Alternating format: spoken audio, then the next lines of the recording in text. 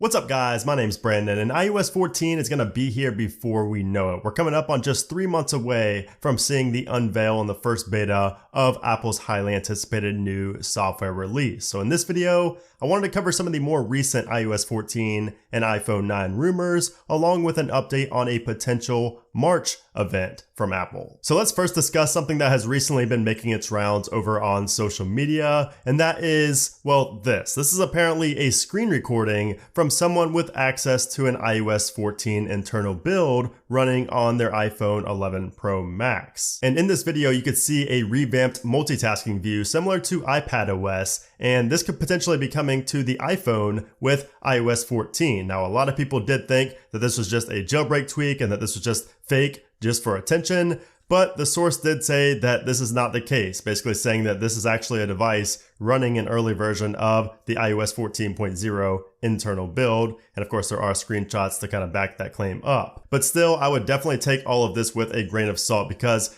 this just really isn't Apple-like to have a leak like this. And these videos and screenshots, we've seen it before. They can easily be manipulated. This could very easily be like iOS 13. I know that, people that work with Apple that have access to these internal builds have had something similar to this type of multitasking view on the iPhone for a while now, at least iOS 13. So it could still be an iOS 13 device. It could be just manipulated to look like iOS 14. But regardless of whether or not it's real or fake, is this something you want to see on the iPhones in iOS 14, or are you just fine with the current multitasking view in iOS 13? I'm personally neither here nor there on this feature. I mean, it's something we've really seen before. It's on iPadOS, so it's not really like a brand new feature. But I don't know. I like the current multitasking view on iOS right now, like we have in iOS 13. I don't see anything wrong with it. And I mean, if the screens get bigger, I guess I could see something like this working. But I don't know. Let me know what you guys think about this in the comments down below. Now, when this alleged leak was making its round, I saw a lot of people also getting upset that there was no major design overhaul, no major redesign on the springboard when they saw this video, because you can see the home screen for a split second when, he's going through the multitasking and everything like that. So a lot of people were wanting to see, I guess, a big design overhaul with iOS 14, and I'm confused as to why. There was really never an indication that Apple would be redesigning the OS in 2020. iOS 14 will once again be putting stability at the forefront to prevent another iOS 13-like release with tons of bugs, because as you guys know, iOS 13 had the most releases in history for iOS in terms of betas and like actual point releases and things like that. It was very, very buggy. It came with a lot of features, but it was buggy. So if we were to see any type of major design overhaul or design change, like the icons and everything like that, and what you can do with the home screen, I would not expect that until at least iOS 15 or 16, if that early. I think iOS 14, once again, is going to be putting stability at the forefront. So now let's shift over to a report from a more historically accurate source, Mark Gurman and Bloomberg. So he just recently published a report titled Apple Weighs Letting Users Switch Default iPhone Apps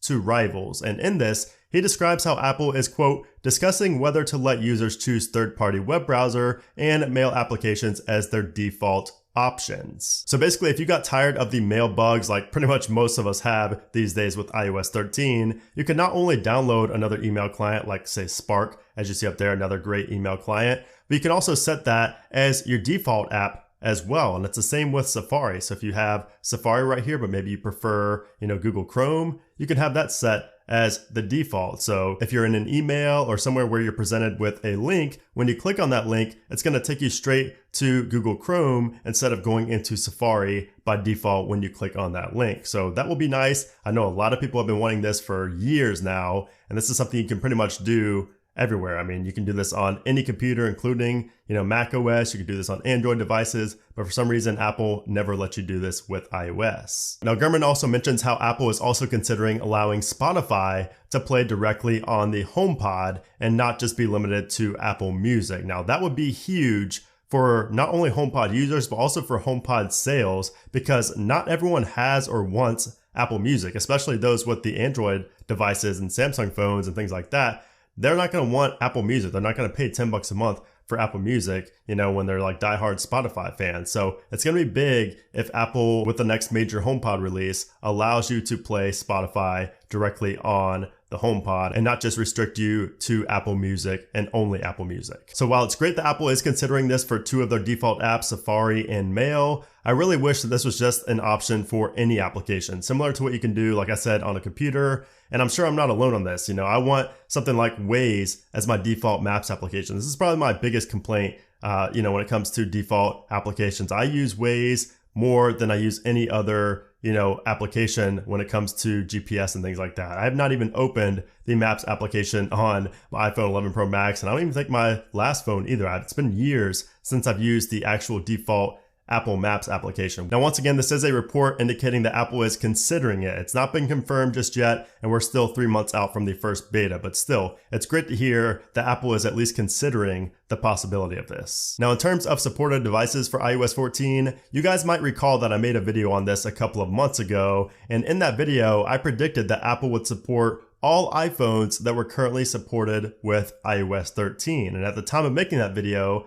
I believe I was the only person who predicted this, and it was all based on history and my own personal research. Well, just a couple weeks after I published that video, we got a rumor or a report from a French site named iPhone Soft, basically saying exactly what I said in that video. And these guys, they've done this before. They've done these little prediction posts before with mixed results. So with iOS 12, they were correct in predicting that the iPhone 5S and the iPhone 6 would be supported on iOS 12. But last year, they said the iOS 13 would drop support for the iPhone SE, but obviously that turned out to not be true. And now we're going on iOS 14 and we're expected to see support for the iPhone SE with iOS 14. So they've been right and they've been wrong in the past, but I thought it was just kind of funny that they reported on that soon after I made that video. But the reality is nobody knows for sure what devices will be supported. So if you want to see more research-backed predictions, then watch my video on this subject if you haven't already. I will leave that linked up in the cards up above. Now, as for the release date of iOS 14 Beta 1, of course, that will be on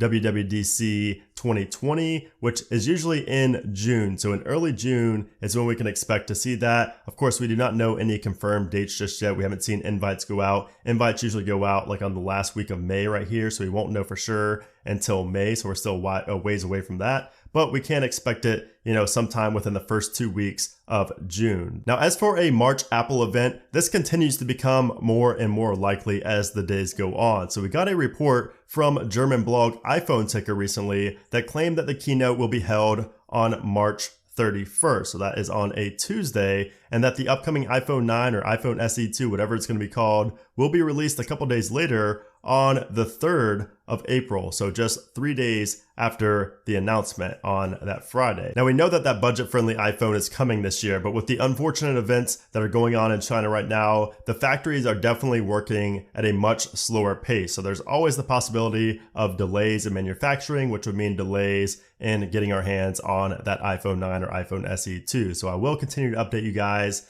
to see what's going to go on. Of course, that could impact the whole March event as well. So we'll see, because that will definitely be the flagship, product announced at that event. So we'll see, and I will definitely keep you guys updated. I will also make a full detailed video about what to expect at the March event, but only once it gets confirmed. I don't want to make a lot of predictions videos. I kind of want to give you guys a lot more factual based or, stuff with some substance behind it. So I will make a video on what to expect at the March event come the time when it's actually confirmed. And I will also make a full in-depth video on the iPhone 9 or the iPhone SE2 later this week, just basically taking all the rumors and, a lot of my predictions into account for that video. So definitely stay tuned for that. Now, lastly, I did want to also discuss another social media rumor about the upcoming iPhone 9 or iPhone SE2 and the alleged over-ear Apple headphones. So apparently, some Target employees, yes, the Target retail store employees, have started discovering unreleased Apple products in the Target system, along with SKUs to go along with them. Now, as you can see right here, one says Apple AirPods X Generation,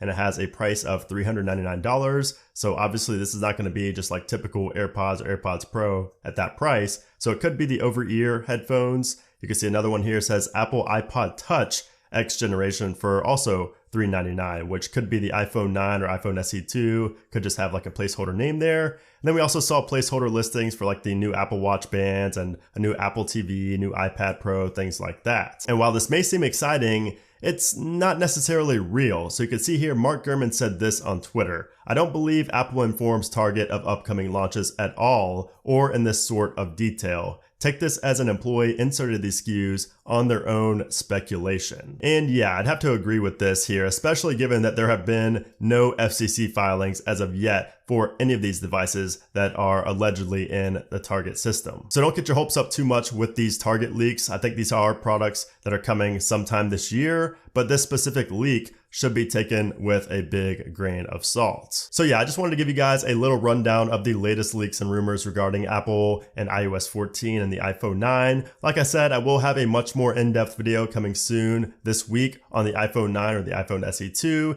and I will also have another one on the March Apple event once we get actual confirmation that it's happening. So I hope you guys enjoyed this video. If you did, I would appreciate it if you give it a thumbs up. Let me know what you guys think about everything I talked about in this video, specifically iOS 14. What are you expecting? What are you wanting to see out of iOS 14? Do you think we're gonna be able to set default apps for like the maps right here, or do you think it's gonna be just for Mail and Safari at first? Let me know all your thoughts down in the comments below. I love having discussions with you guys, especially when it comes to rumors and leaks and things like that. It's kind of cool to see and go back to look at who was right and who predicted things correctly. But anyways, guys, thanks again for watching, and I'll see you soon.